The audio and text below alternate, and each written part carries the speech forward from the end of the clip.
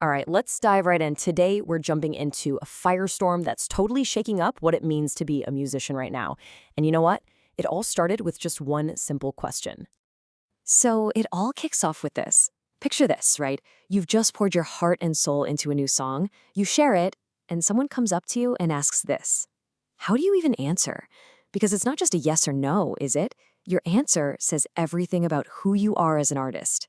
And, well, when this exact question got posted online, wow, it just blew up. It sparked this huge, passionate debate, especially among creators who are using AI. And what came out of it was this deep, fascinating conflict, all about authenticity, what talent even means anymore, and the future of music itself. So let's get into it and see what people had to say. Okay, so when you really look at it, the whole debate kind of splits into two main camps. On one side, you've got what we'll call the purists, and on the other, the pioneers. And believe me, they could not be further apart. So first up, the purists. For these folks, it is just black and white, no gray area. This comment from someone named Eddie really nails their whole vibe. For them, using AI isn't a tool, it's not a shortcut. It's a betrayal of what it means to be an artist. It's basically admitting you don't have the talent. End of story. But then, you've got the pioneers, and they see this in a completely different light. Check out this comment from Phil Ball. He totally reframes the whole thing. He's saying AI isn't replacing him, it's collaborating with him. And here's the key takeaway. The human is still the spark, the vision, the lyrics, the core idea. Without that human input, that music would literally not exist. And this slide just lays it all out, doesn't it? For the purists, AI is cheating. It's a substitute for real talent. The music? It's not real. But for the pioneers, AI is a partner. It's a way to extend their own creativity. And the result is something totally new, a fusion of human and machine. This right here is the heart of the whole conflict. Okay, so we have these two extremes. But, as the discussion went on, something else started to pop up, a more nuanced take. The idea that maybe AI is just the next tool in the musician's toolbox. Because, let's be real, for a lot of the people actually using this stuff, it isn't some big philosophical war. It's way more practical than that. It's just about getting that song that's stuck in your head out into the real world, And that's the pragmatic view. You can even see the language start to shift. It's not about being a poser or a pioneer anymore. It's just about being a creator and grabbing the right tool for the job to make your vision a reality.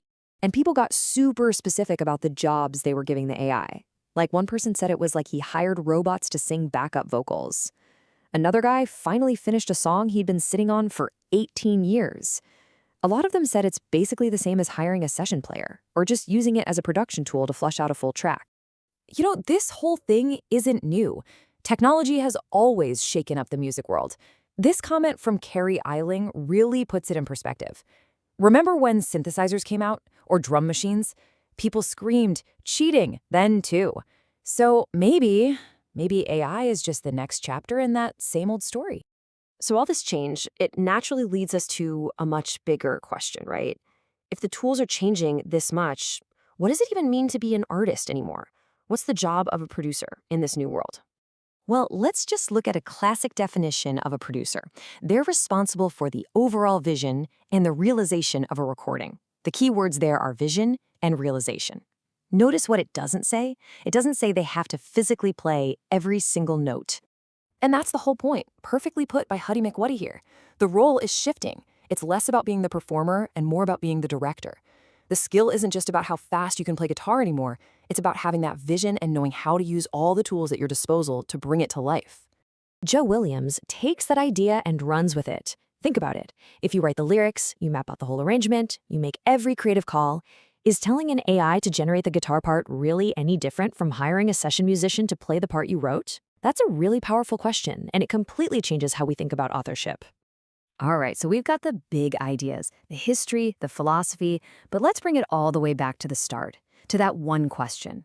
When someone actually walks up to you and asks, "Did you play everything on this?"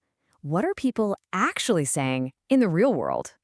Well, the answers pretty much fell into 4 buckets. You've got the people who are just totally honest about it. Then you have the ones who give a more thought-out, pragmatic explanation. Of course, you have the class clowns who use humor to dodge the question. And finally, you get the people who get a little aggressive. First up, what we're calling Radical honesty. Rafael Hernandez says it perfectly. I'm not pretending to be something I'm not. It's that simple. Just being totally transparent, owning the process, and figuring out, hey, honesty is the best way to go. Next, you have the pragmatic explanation. And this one from Christian Louise is just so good. He says, my music is not made by AI, it's made possible thanks to AI. See what he did there? It's honest, but it totally reframes it. AI isn't the artist, it's the tool that enabled the human artist. And then, of course, you've got the comedians, people who just use humor to sidestep the whole thing. Shane Boniaga's response is a perfect example. It's funny, it's a little self-deprecating, and it's a great way to tell the truth without getting dragged into a deep philosophical debate with a stranger. And last but not least, the aggressive defense. This comment from Perry Tomlin IV. Yeah, it definitely shows some of the frustration that's out there. It's this over-the-top, sarcastic answer that's basically a very colorful way of saying, mind your own business. You can really feel that it's coming from a place of feeling constantly judged or misunderstood. And really, all of this, it brings us to one final, huge question.